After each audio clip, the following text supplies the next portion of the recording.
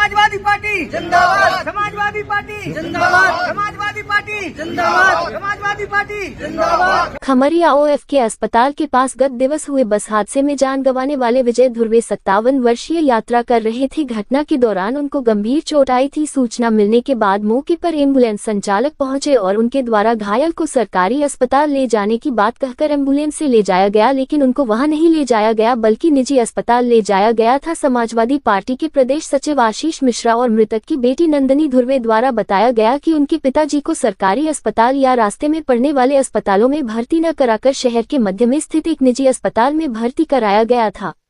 और देखने में आया था कि 20 किमी के रास्ते में अनेकों अस्पताल आते हैं, पर एम्बुलेंस चालक ने परिजन को गुमराह करते हुए एक निजी अस्पताल में भर्ती कराया और एम्बुलेंस में कोई भी नर्सिंग स्टाफ मौजूद नहीं था जो प्राथमिक उपचार देकर उनके बहते हुए रक्त को रोक सके, जिसका परिणाम ये हुआ कि उनकी मौत हो गई। वहीं आशीष मिश्रा ने आरोप लगाया है कि जबलपुर जिले में पिछले कई वर्षों से एम्बुलेंस की न तो किसी प्रकार की जांच की जाती है, न ही किसी प्रकार की उनकी चेकिंग की जाती है, जिसके चलते शहर में एम्बुलेंस चालक कमीशनखोरी के चक्कर में दुर्घटनाग्रस्त लोगों को भटकाते रहते हैं। प्राथमिक उपचार न मिलने के कारण उनकी मृत्यु तक हो जाती है। इस मामले को लेकर समाजवादी पार्टी ने एसपी कार्यालय पहुंचकर एक ज्ञापन सौंपा है और ज्ञापन के माध्यम से यह मांग की है कि जिले में जितनी भी एम्बुलेंस संचालित हो रही है उन सभी एम्बुलेंस की जांच की जाए एवं निर्देश जारी किए जाएं कि हर एम्बुलेंस में नर्सिंग स्टाफ मौजूद रहे। इस मौके पर आशीष मिश्रा, जिला अध्यक्ष कमलेश पटेल, राहुल अहिरवार, शुभग साहू, बीपी उरिया, दीपेंद्र समेत अन्य पदाधिकारी मौजूद रहे। वहीं पुलिस अधिकारियों ने इस मामले की जांच कर वैधानिक कार्यवाही करने की बात कही है। होगा कि पिछले कुछ दिन पहले बस हादसा हुआ था रांची खमरिया में, जब और वहां पर हादसा होने के बाद जो लोग घायल हुए थे उन घायलों को पास के अस्पताल में एडमिट करके उनको निजी अस्पतालों में एडमिट कराया गया। एडमिट कराने के कारण जो घटना स्थल थी और जो अस्पताल की दूरी थी वो कम से कम 20 किलोमीटर की थी। अब 20 किलोमीटर की दूरी में जो घायल था उनका अतिरिक्त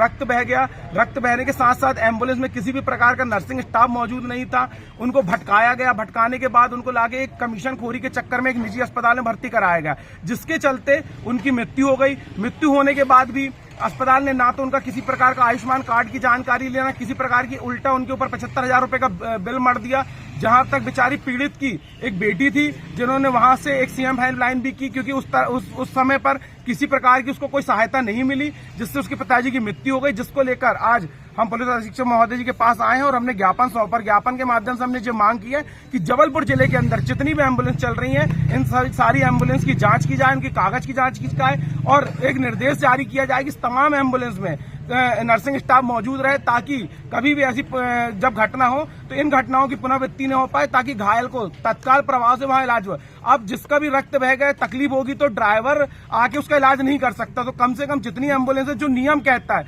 उस नियम की तरीके से वहां पर नर्सिंग स्टाफ होना जरूरी है, ताकि प्रथम इलाज